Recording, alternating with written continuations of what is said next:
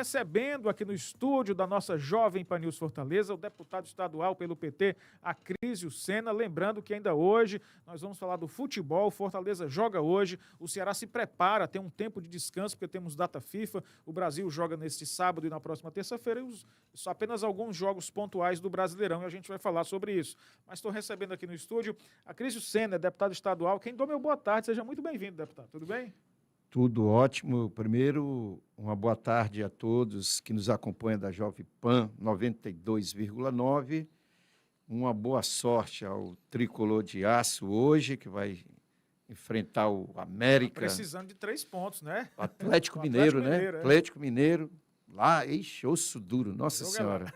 Vai ser osso duro. Mas não tem mais moleza não, né? Agora, reta final. Frente, Agradecer aqui o Thiago. Obrigado aqui por a nossa oportunidade e o pessoal que está aqui acompanhando o Thiago, a equipe, o Jameson, o Lucas e a minha querida companheira Val aqui, que na nossa acompanhando. Mas eu estou aqui, eu estava vendo aqui na propaganda da TV Cidade, o Evaldo foi vereador comigo, viu? Evaldo Costa, Evaldo Costa. Chocolatinho, sabia que o apelido dele era o Chocolatinho. Só chama Chocolatinho.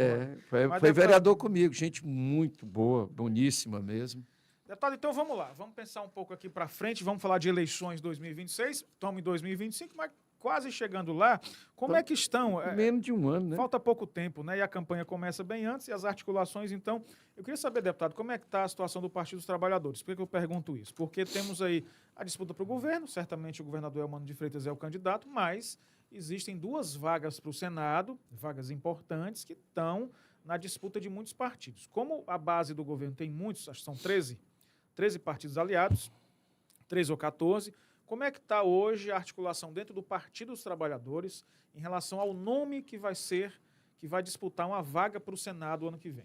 Não, primeiro eu queria iniciar pelos grandes consensos, né, que nós temos. Acho que tem um grande consenso com o projeto nacional, presidente Lula.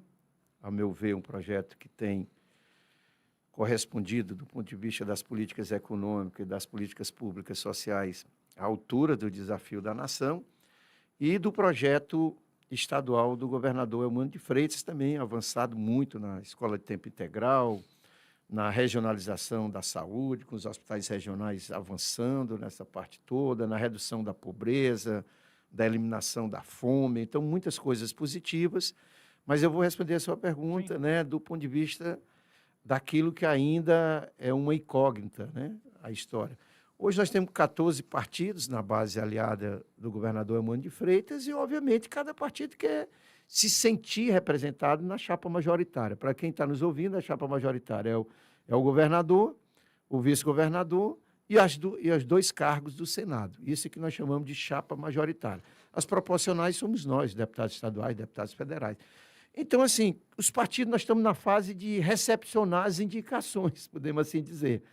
Nós temos 6 partidos que já fizeram indicações dos seus nomes, dentre eles o PT, indicando também o Guimarães, tem o Eunício, do MDB, tem o Chiquinho Feitosa, tem o Júnior Mano, tem os nomes que estão sendo apresentados aí para debate. Eu creio que isso nós vamos ter um posicionamento já desse debate a partir de abril em diante. Até lá, nós iremos ficar somente nessas indicações. Eu creio que de abril em diante nós vamos ter que fazer o afunilamento e eu creio que as 2 prioridades estão definidas, nacionalmente Lula, estadual Eumano.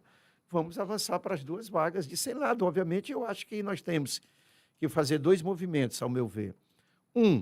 As pesquisas, nós temos que trabalhar com pesquisa para ver a densidade eleitoral, e a outra, a capacidade de coesão da nossa base aliada dos nomes também.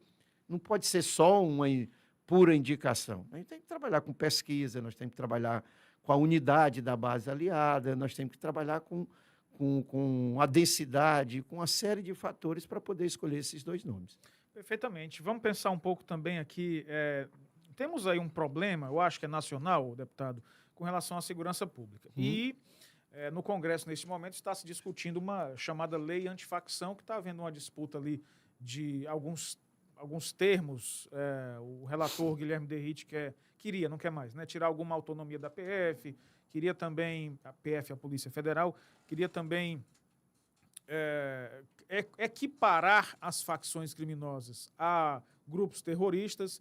E aqui no Ceará a gente vive uma situação difícil das facções cada vez mais ganhando força, não só no Ceará, todo o Brasil. Como é que é possível, como deputado estadual e como membro importante do PT, essa articulação para que, de alguma forma, a população tenha uma resposta para além dos discursos, né? Não, primeiro nós temos que trazer esse debate nacional. Não é uma coisa... Nós não estamos lidando com um problema particular do Estado de Ceará. Nós estamos lidando com uma realidade nacional em que dois grupos, né, do crime organizado estão instalados nos dois maiores estados da federação, um no Rio, o outro em São Paulo, e disputando territórios nacionalmente.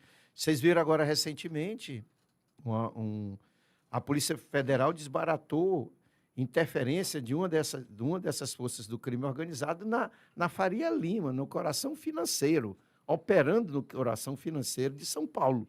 Ou seja, então, esse trabalho nós temos que trabalhar, temos que fazer esse trabalho em nível nacional com a integração das forças de segurança. Daí, não tem como jamais aceitar aquela proposta que era um absurdo, que esvaziava a função da Polícia Federal. A Polícia Federal tem que entrar em ação e é um elemento estruturante de qualquer política de segurança nesse atual contexto em que o crime organizado não é mais só nacional, ela faz conexão internacional, né? Essa é a primeira questão. A outra questão, trabalhando isso, é aprovar essa PEC, essa proposta, esse projeto de emenda à Constituição, que nacionaliza, que traz a perspectiva de integração das forças de segurança, que abre perspectiva de trabalhar com inteligência, que abre a perspectiva de, inclusive, trabalhar uma polícia científica, e eu creio que, do ponto de vista disso, quando se integra Polícia Federal, Polícia Rodoviária Federal, integra Polícia Militar, Polícia Civil e guardas municipais, nós temos uma força robusta para enfrentar, uma força também que não é brincadeira do ponto de vista que nós estamos lidando. Então, eu creio que esse é o caminho, esse é o lado da segurança que podemos dizer do ponto de vista ostensivo, mas, como Estado, nós temos que avançar dentro das regiões em maior situação de vulnerabilidade social com políticas públicas, né? Com mais educação, com mais saúde, com mais assistência social, trabalhar com a perspectiva de urbanização dessas comunidades. Então, é um conjunto que não é só o lado ostensivo, mas o lado também do ponto de vista das políticas públicas para a população que mais precisa. Então, quando se trabalha geração de emprego, quando traz a juventude para a escola de tempo integral, quando reduz, quando você policia, com monitoramento com vídeo monitoramento, quando você trabalha uma maior qualificação das forças de segurança, nós estamos concretamente trabalhando um sistema único de segurança pública. É nesse sentido que eu acho que o governador Eumano tem trabalhado em duas linhas, o fortalecimento, né, da parte da ciência, da tecnologia a serviço da segurança e da linha também ostensiva de enfrentamento com o crime. Estamos recebendo aqui no estúdio o deputado estadual Acrísio Sena, conversando conosco sobre os temas políticos, de segurança e tal. O senhor é um entusiasta do chamado letramento digital, levar para as pessoas, na era que a gente vive, de inteligência artificial e tal.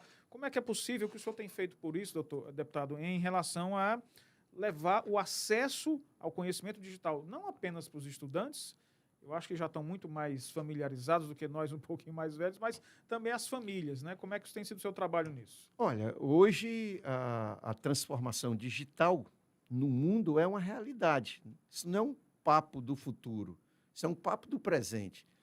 E para quem tem estudado, sabe que essas ferramentas digitais têm revolucionado em todas as áreas do conhecimento humano. E nesse elemento mais versátil, mais dinâmico que nós temos, a inteligência artificial, e que marcha para ser da parte generativa, em que, se você pegar todo o desenvolvimento da ciência, ela era extensão, um pouco da extensão da superação do nosso esforço físico. Se você observar a extensão de um braço, de uma perna, do olho, está entendendo? De tudo isso. A inteligência artificial é como se fosse a extensão do nosso cérebro. Essa é a nova diferença que nós temos. E hoje ela impacta decisivamente na área, eu vou pegar, só recortar, educação. Não vou pegar na ciência, na telemedicina, na construção civil, na arquitetura, qualquer canto pode se trabalhar com a inteligência artificial, né, nessa perspectiva. Mas só na educação. Por que nós estamos trabalhando essa parte, focando nas escolas? Porque depois da pandemia, a gente tem dados concretos que existe um déficit muito grande, principalmente dos professores, em fazer essa transição do analógico para o digital.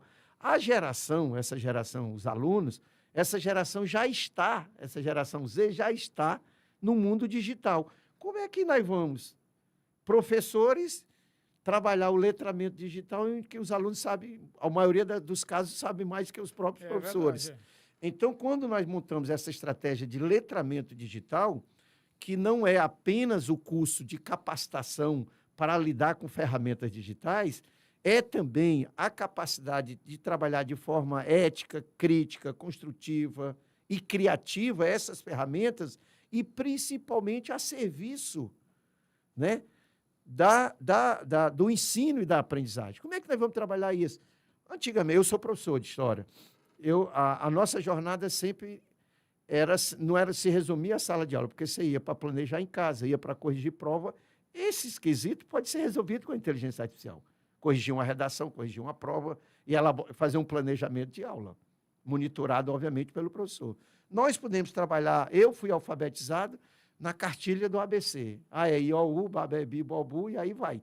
Hoje não, eu posso alfabetizar com um jogo pedagógico no mundo digital, as crianças brincando um desenho animado e se alfabetizando, obviamente com acompanhamento, tudo isso.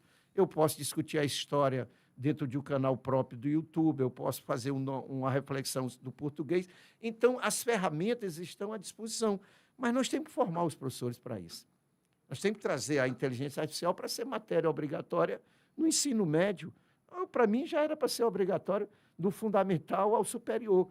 E, pasmem, nós temos que fazer também letramento digital com os professores do ensino superior, por incrível que pareça.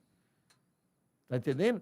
Então, quando eu falo de letramento, eu falo desse campo, dessa transição no mundo atual de arrastar os professores para a compreensão desse mundo digital, que é um caminho sem volta. E, dentre eles, o elemento mais dinâmico chamado inteligência artificial, que possa servir também, é uma ferramenta, ele não vai substituir o professor jamais, porque ele não pensa de forma autônoma, ele não tem essa capacidade, tá certo? Mas ele é uma ferramenta que é uma extensão do teu cérebro. Coisas que teu cérebro iria levar alguns anos, ele te faz em alguns segundos. É isso. É esse que nós estamos chamando de letramento. E nós já fizemos, nós vamos estar na Serra da Ibiapaba, em São Benedito, fazendo o 10º seminário sobre letramento digital, focado para as escolas públicas e tendo como